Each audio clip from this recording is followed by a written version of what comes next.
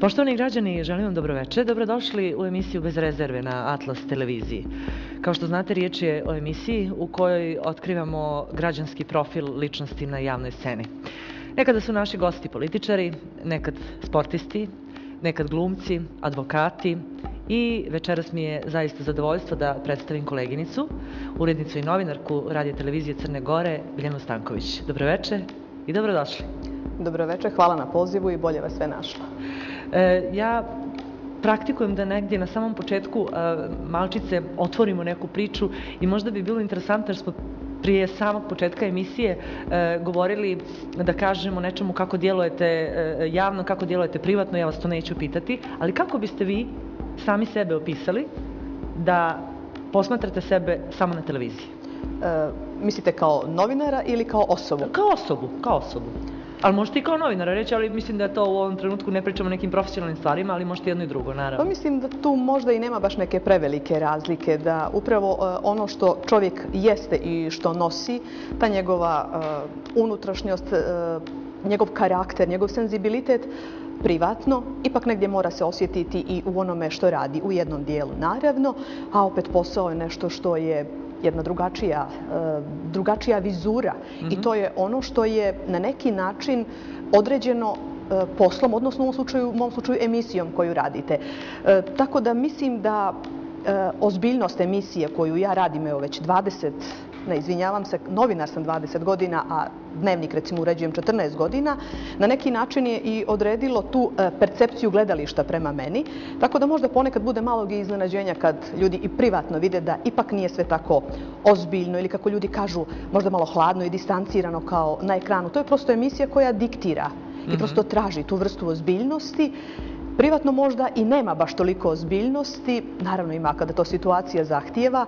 Ono što je isto i u poslu i u mom nekom privatnom životu je ozbiljnost prilaska stvarima i problemima. Znači, ja ništa ne volim u životu da otaljam, isto tako, naravno, potrebljavam taj izraz, kao i na poslu. Znači, 20 godina ovog posla i mislim da je to dobra stvar što i poslije 20 godina pregledam svaku emisiju koju sam uradila i mislim da onog trenutka kad mi ne bude stalo kako sam to uradila, bit će vrijeme da odem iz televizije ili da prestanem da se bavim ovim poslom. Znači, odgovornost jedna velika prema preuzetoj obavezi, prema poslu ili nečemu što je u privatnom životu jako bitno. Dobro, dakle, to je Biljana, ja ću sad pokušati da ponovim ono što ste vi rekli, hladna, ozbiljna, distancirana, samo kad se gleda na ekranu, s obzirom na prirodu vaše emisije koju vi vodite i uređujete.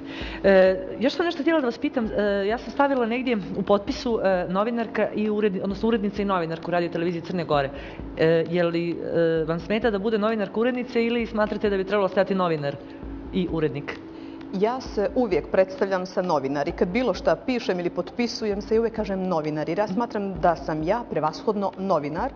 Jako je bitno da čovjek nauči ovaj posao, to je i najteže.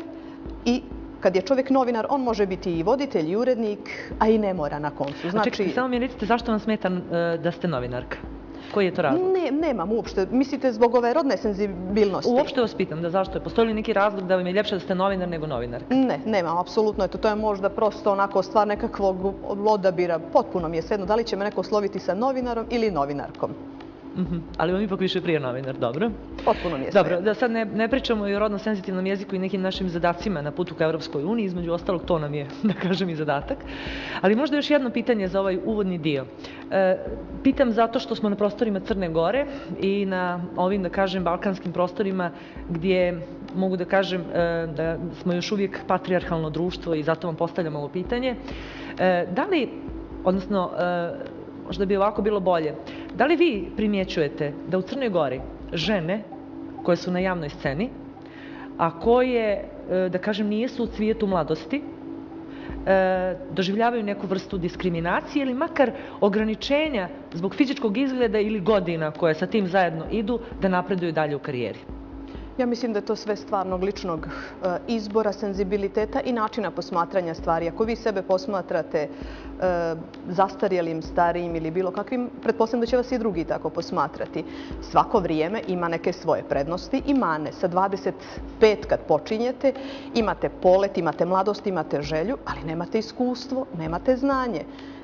kad dođu te neke srednje godine, znači imate, ako ste stekli tokom tog posla, znanje, iskustvo, rutinu, mladosti ima nešto manje ili je nema, ali znači mislim da su to neke potpuno relativne kategorije, da apsolutno ne bi se trebalo baviti tim stvarima. Imamo li mi toga u Crnoj Gori? Evo recimo da uzmemo našu profesiju, prosto je nešto što je, ajde da kažem, vidljivo svima, da mi u Crnoj Gori, za razliku od mnogih zemalja i regiona, pa ne znam, i šire, imamo jako malo novinarki u godinama. Ja sad govorim, zavisi za nekoga šta su godine. Da kažemo ozbiljnim godinama. Jeste, uglavnom su to, dakle, mlade djevojke koje su možda čak negdje na početku svoje karijere. Da li je to možda odraz neke vrste, da kažem, jednog manje pozitivnog stava prema ženama koji imaju više godina, opet po znacima navoda? Ja mislim da je to jedna od pogrešnih percepcija našeg društva, jedna od mnogih. Prosto šta znači biti mlad, lijep, a nemati znanje u ovom poslu ili u bilo kom poslu. Mladost, ljepota, Bože moj, svi smo nekad bili na početku karijere. To je jedna od stvari koju treba gledati i tretirati. Po meni, suštinsko pitanje je da li neko zna ili ne zna, odnosno kako radi svoj posao. To je zapravo, a da li ima 25 ili 55 godina, mislim da je to potpuno irelevantno pitanje. Na koncu, tu ste negdje u pravu.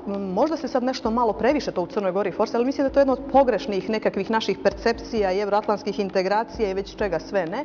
Osvrnite se malo po regionu pa ćete vidjeti u HRT-u, na RTS-u, znači tamo se ljudi koji pređu 50. i 60. godinu ne sklanjaju sa javne scene. Znači, to su i dalje novinari, to su brendovi tih kuća, oni se njeguju. I mislim da to daje težinu kućama u kojima oni rade. Tako da mislim da bi to možda trebalo da bude i obrazac. Govorim o ozbiljnim kućama, na koncu o javnim servisima. Da se odmah tu ogradim, jer prosto komercijalne televizije, koje se zovu ili komercijalne ili nezavisne, imaju pravo da kreiraju svoj program koji je uglavnom baziran na nekakvim zabavnim sadržajima i nekako je imanentno tim televizijama da forsiraju neke mlade lijepe ljude. I mislim da je to okej, ali prosto ako želite da pravite ozbiljan, informativni program, teško ga možete praviti sa ljudima koji imaju 25 godina. Njima se prosto ne može vjerovati. Dobro Biljana, to je bilo sve za ovaj uvod. Gledamo EPP-a malo, a onda ćemo da pređemo na naše testiranje.